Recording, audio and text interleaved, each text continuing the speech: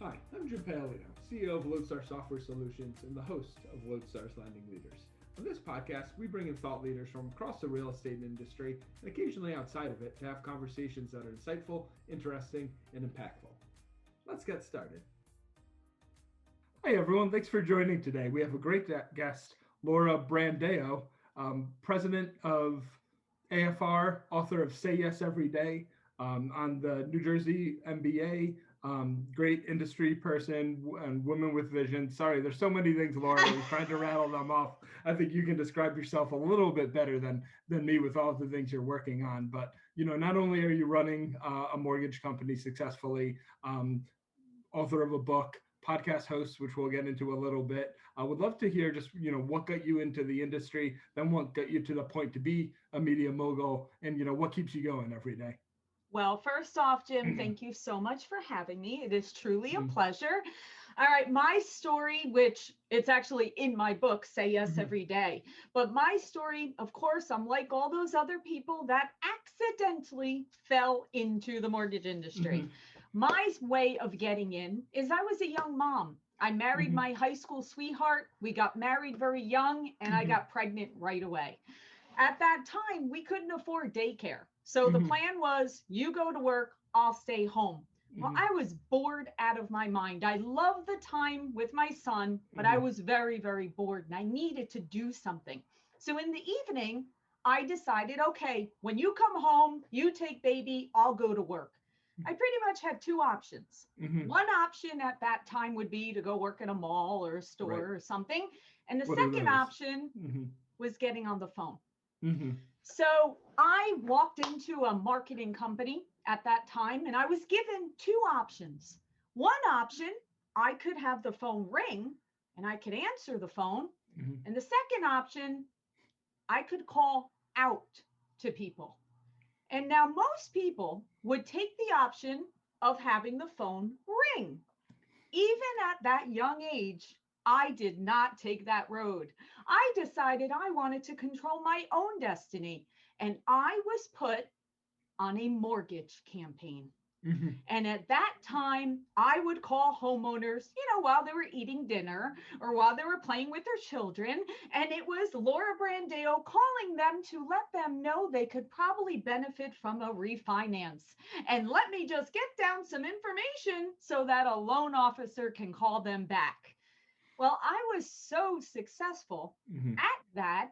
Within 5 years, Jim, I not only was promoted supervisor manager, I was running the marketing company at that time. Oh, wow. And I was all of, at that time, 25 years old, 26 years old by the time I ran the whole company. And at that phase, now I have two children, one about to go to school. And I thought, well, I don't want to work at night anymore. What do I do during the day?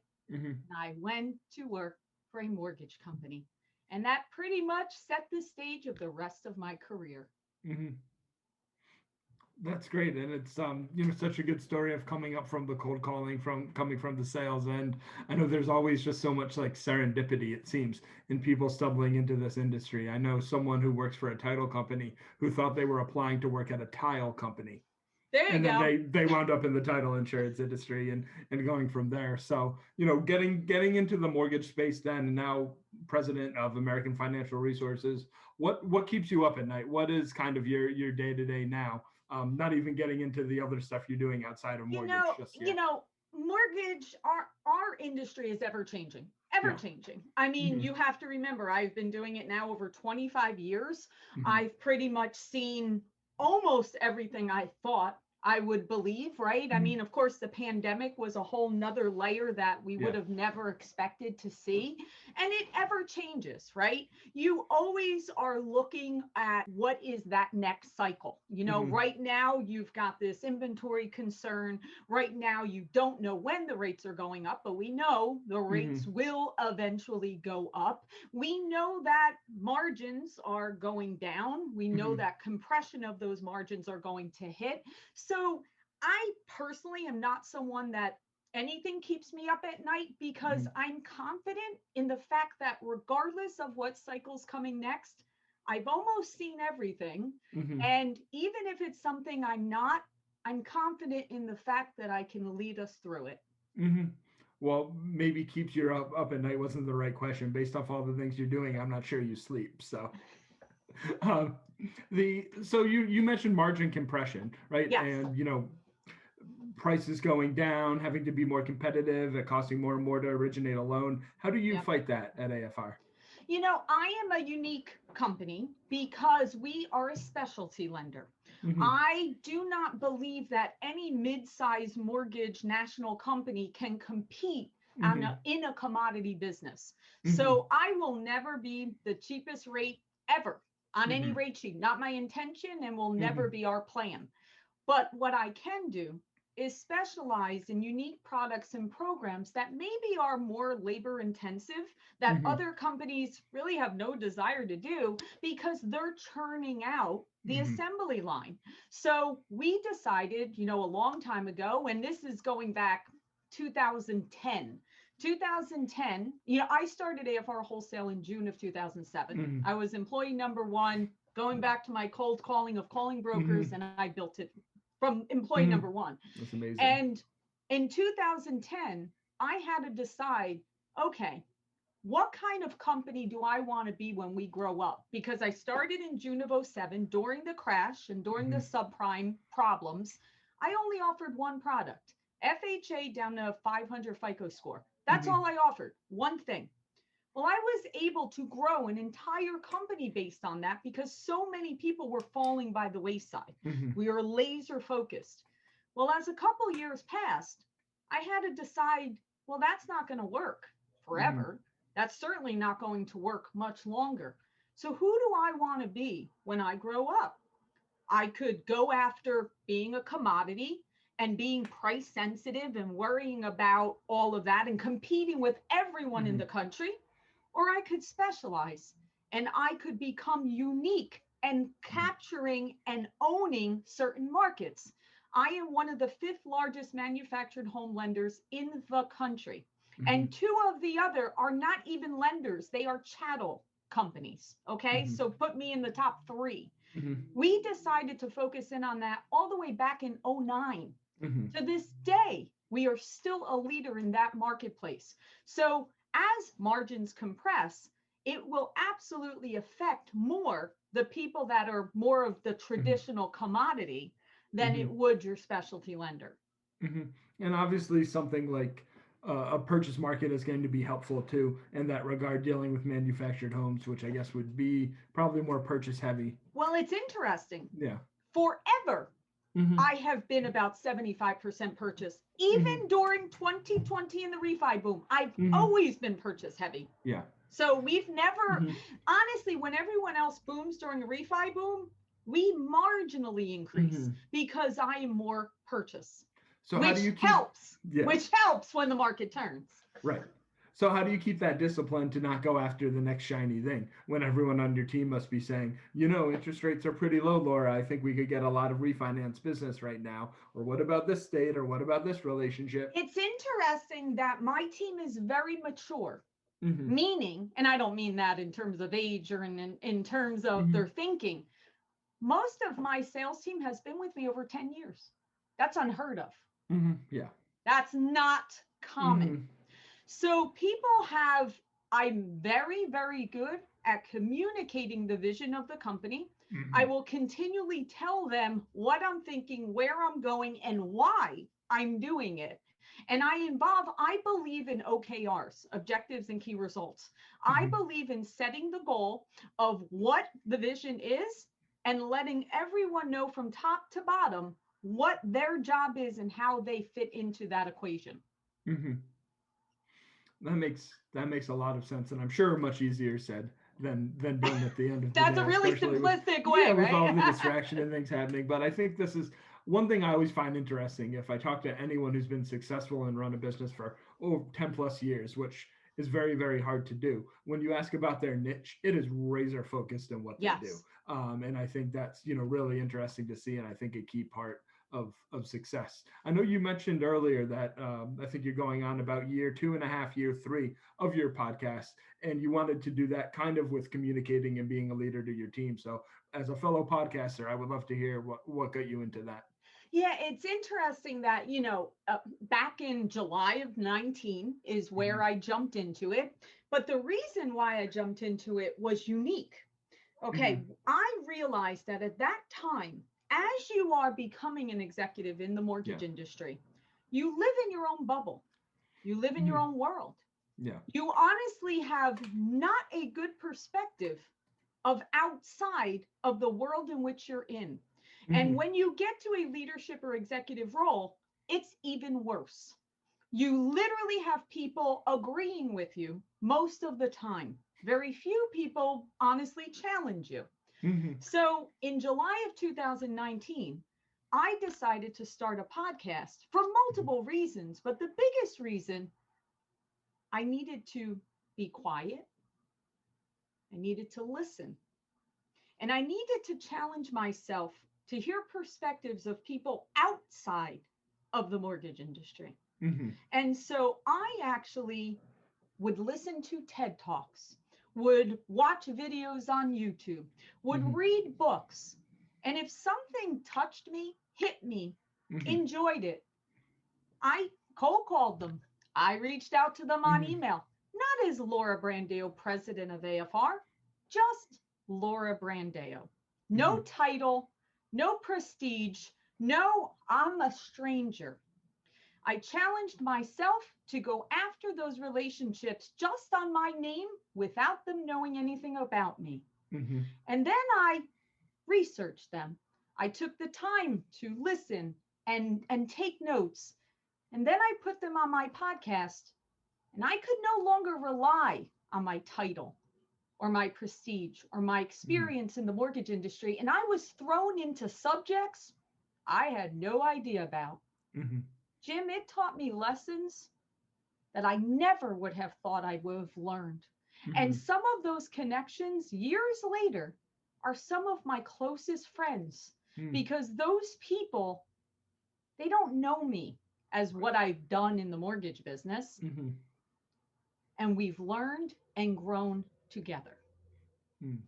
That's wonderful. That is definitely different than my own motivations for a podcast, but I can definitely respect, having to reach out as a podcast person and, the title going away Yeah. once you're on there. And it's definitely for someone who probably has to communicate all the time, becoming the listener can sometimes be a struggle. Yep. It's actually Yeah. something I challenge all leaders to do. Mm-hmm. Take away your title, Mm-hmm. take away your expertise, go Mm-hmm. into a subject you know nothing about, and put yourself on the other side. You will gain new Mm-hmm. appreciation, perspective, and growth. And honestly, confidence. Mm-hmm. And why do you think so many people don't do that? Fear. Yeah. Because the longer you are comfortable wearing that label, okay, here's Mm-hmm. my badge of honor, Yeah. the harder it is Mm-hmm. to walk into a room without it. Mm-hmm. I was talking to a fellow podcaster the other day, and he was saying he was trying to get an executive on a show who's head of $1 billion, company in the industry. And the person was just saying, like, my fear is that this will only get 2 listens. Like that was what his concern was. That was why he didn't want to do it, to your point. Mm-hmm. And how do you get through that early on, especially running a podcast where, 2.5 years in gains momentum, but how do you get through that beginning part of it? Well, number one, it's funny. I started off by telling you that I Mhm. took the option of being an outbound calling person. Right. Okay. Jim, smartest decision I ever made in my life, besides the fact that it brought me into the mortgage industry. Yeah. It taught me skills that Hmm. to this day I use every day. I Hmm. know how to use my voice. I know how to get people to feel me and what I am trying to Hmm. convey to them.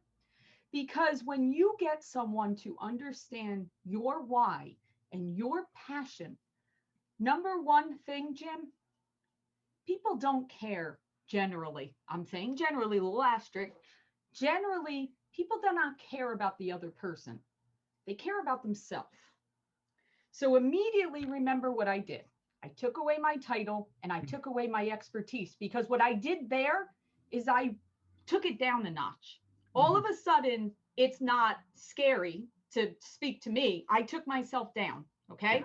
I came in and I've already said, I'm gonna come in here. And I made it all about them. Mm-hmm. I told them how I will spotlight them, and now how I will make sure that they shine, and I will tell them how I will promote it, and I will tell them where others will be able to see them. And I made every single piece of it about them. And I think I've only had one person in all of the years speak to me about how many views or listeners do you have. One person. And just so you know, I still got him. That person was still on my podcast, but only once has someone asked me. Yeah. I like the idea of kind of taking yourself down a peg and getting titles away from it. There's always times, like you, I started as a company of one at Lodestar 8 years ago. And I'll get on the phone sometimes and people will say, oh, CEO dealing with a big shot. And I always say the same thing. I'm like, I'm the janitor too, but it doesn't look as good on a business card. So exactly. growing your company, how do you go from being that company of one to actually dealing with a leadership team, dealing with people, having to then, maybe you're not the person doing the outbound calls anymore because you have to manage that whole team. This is a self-serving question because it's the point I'm dealing with now, but I would love to hear in your experience, how do you scale? I have to tell you, that's the hardest part. Yeah. That is the hardest part of leadership. And I will tell you, Jim, you saw all my different things I'm involved in. A lot of that are women groups, right? And not to be sexist or anything, but women have an extra layer of difficulty with letting things go and empowering others, because we try to we try to I'll use the word mother, we try to hold on, and we try to keep, no, if I do this or I take care of them, everything will be okay. But just like our children, we also have to prepare them to be able to go off on their own. Our teams are the same. It's the same thing. So it is a struggle. I'm certainly not going to say it is easy to take your baby that you were employee number one and start to, hand things off to someone else. And you know that person isn't going to do it exactly the way you would. Jim, they're going to do it exactly the way they would. You properly communicated what needs to be done. You give them the tools that they need to be successful, and you will be there to coach them if something doesn't go the way that you needed it to go. But you need to allow them to do it. You need to be there to support them. And once you realize that, number one, you can never grow unless you give it over to other people that you trust. That's the only way you will continue to do it. But it's a journey. But once you get through that first phase, like that first initial growth spurt where you have to put managers in place and you have to have different leadership, once you get past that initial and you have those layers, it's much easier to scale. It's that initial growth spurt that is the challenge. I call it corporate puberty. Yeah, but you're right. We're right now where you're just, I don't know what to do with these limbs that I didn't have a little while ago. So, and I'm sure you found the same, that there's always that sense of relief when you finally hand off something to someone and they're doing it well, and then you don't have to do it anymore. That is and I'm like, oh wait, now I can do a podcast, I can start a book, I can do all of these different things. That is exactly right. You mentioned kind of the added layer of being a woman in this industry, and my wife tells me every day to keep in mind being a lady is hard. That's the thing she always tells me. She's like, Jake, what have I told you? Like being a lady is hard. So in an industry that's been called pale, male, and stale, how do you break in? How do you deal with kind of all the challenges that are facing that way? And then kind of on the other side, as you're growing a team, the other end of that of then building people up and advice to other women entering the industry. So I have a very unique perspective. Okay. Right. I can only speak for myself, can't speak for the whole gender out here. Okay. When I came into the industry again, came in telemarketing, went to work at a mortgage company, became COO. I was COO by 27. Okay. So I was an executive by the time I was 27. And then I came to AFR in my early 30s and I was handed here, grow this, from employee number one.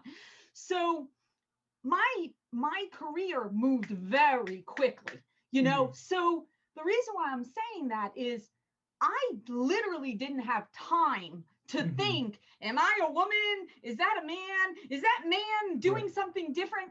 Because I was so focused and I was so on a mission to, it wasn't about collecting titles and it wasn't about trying to get up the corporate ladder. I'm someone that's very mission based. Give me a goal of, I want to be, a top 4 FHA wholesale lender by this year. I accomplished that. I had that goal. I accomplished that. So it was always, okay, team, hold my hand. We're forging forward and we're doing this. Okay. So for all those years, from the time I was in my early 20s to 2018, I had no idea that there was even something different about being a woman. Why? Because I was so focused in my box. But in 2018, that word margin compression comes back again. In 2018, it was literally the first time I ever left my office. Swear to God, I was not on social media. I never went to conferences. I was the person at the desk doing work, managing, leading. And then I got outside of those walls and I saw what you just said. And someone asked me to moderate a panel. First time in Irvine, California in 18. And I got up on that stage and afterwards I had a line of women waiting to speak to me.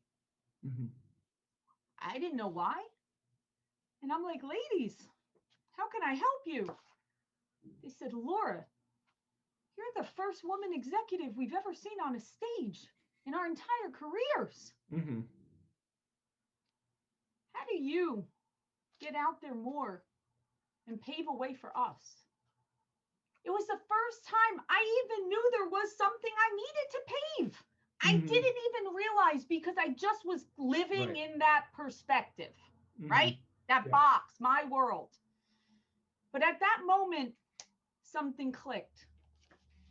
And I said, if I have a voice that others are willing to listen to, I'm going to pave the way.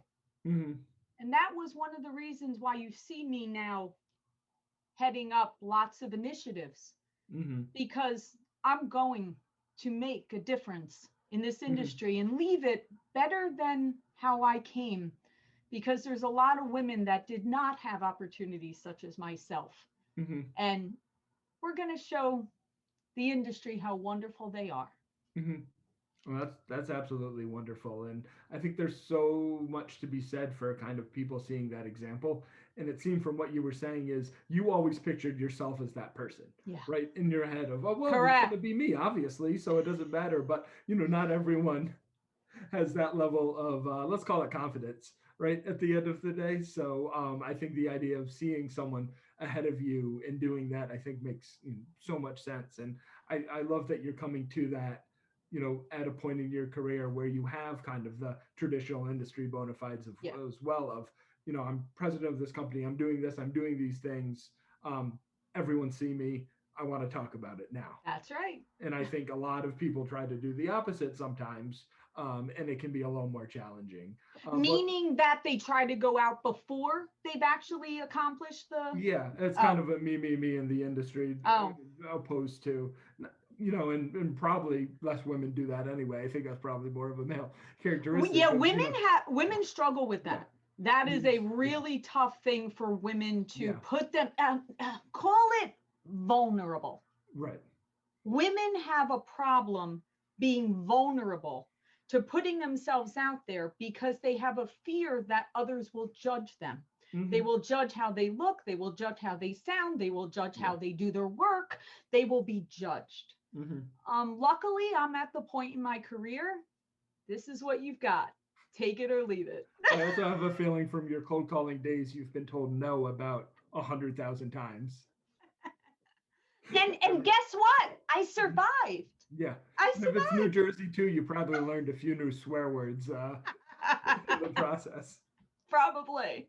So, in putting yourself out there and doing that, what types of things do you want to convey to women who've been in the industry for a while or just entering the industry? So, number one thing is to be themselves. Mm-hmm. Another thing that I found is that women try, and I'm not even going to loop women into it because I think everyone does this when you start Sure. in your career. Okay, if you're starting any career, I think everyone emulates who they see as successful. So people go through the social media or they see who's up on the stage or who's in the magazines and they say, okay, I'm going to be just like XYZ. Mm-hmm. Don't be like XYZ. Yeah. You can certainly take lessons. You certainly can take a listen to their style or their approach or different things.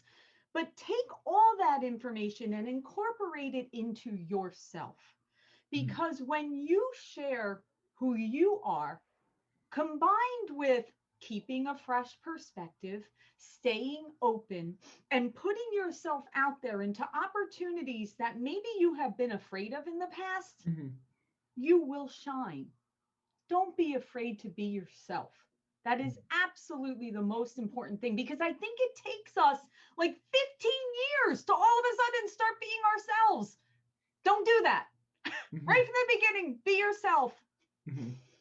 I think that's so important too, especially when something like a podcast. I was having a conversation the other day of be yourself on the podcast because if nothing else, you are going to enjoy doing it more, right? And if you're able to be yourself in all of these different facets, it's going to feel a little bit less like work at the end of the day. Hopefully. You know, it's funny, Jim. I was having a conversation with a very seasoned mortgage professional yesterday, and he said to me, I see you on social media and you look so comfortable. How do I get to be that? I said, well, probably you're trying to think of who you should be. Yeah. Let me give you a clue. Just be you and you'll be comfortable. I would say it definitely takes a little time to get used to the recording and the speaking and all those aspects of it. But I think you just have to find the version that works for you. So I can definitely see that. So talking about all the things you've done in the industry, the podcast, how does that tie into the book? How does that tie into Say Yes Every Day? So going back to that 2018, very first. Okay. What happened that day, everything in my life changed. That day was literally a pivotal day in my life that everything changed. When those women came up to me and something clicked in my brain, I all of a sudden had a new mission to accomplish. And I started getting outside of being in my office all the time. I started opening myself up. Just so you know, Jim, I was not on social media until that day. Ghost. I was nowhere. So I decided to put myself out of my comfort zone every single day by saying yes to just being open to things. It doesn't mean I agree to do everything. It means I'm saying yes to the day. Well, I took it to the point that I wanted to hold myself accountable. And in July of 19, the same time as I started the podcast, I blog every single day saying what I said yes to hold myself accountable to the fact. So for over all this time, I've been doing this. And when the pandemic hit, I was like, well, if it saves 2 hours of traffic on the highway of going back and forth to my office, I'm going to take all of this and write a book and put it into the book. And so what Say Yes is being open that every day I'm going to be open to new experiences, but I go into it with no preconceived notions or expectations. Because Jim, what happens as humans is we think if I do this, then automatically something greater is going to come. And when something greater does not come, you know what we do? We decide, well, that wasn't worth it. How many views are you going to get? like that CEO. Yeah. How many views? If you're not going to get me at least 10,000 views, then it's not worth my time. Actually, it is worth my time because I got to meet Jim and I got to have this wonderful conversation. And if one other person that listens to this has a moment that they feel good, I had a great day. And that is what Say Yes Every Day is about. And just creating those opportunities by being positive and saying yes is enough opposed to the result. Yep. Saying yes is enough. Well, I like that. I think that's a wonderful note to end on. I would like to thank you for saying yes to my message to come on the podcast. Is there anything else where people can find you or anything you want to mention? Of course. Well, we mentioned social media, so by all means, please connect to me. LinkedIn, is the big one, Facebook, any of that kind of stuff.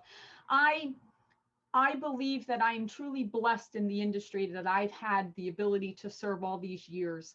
And I like to really give back and support other people within the industry. So if anyone is looking for a piece of advice, a connection, any of that, I am happy to do so.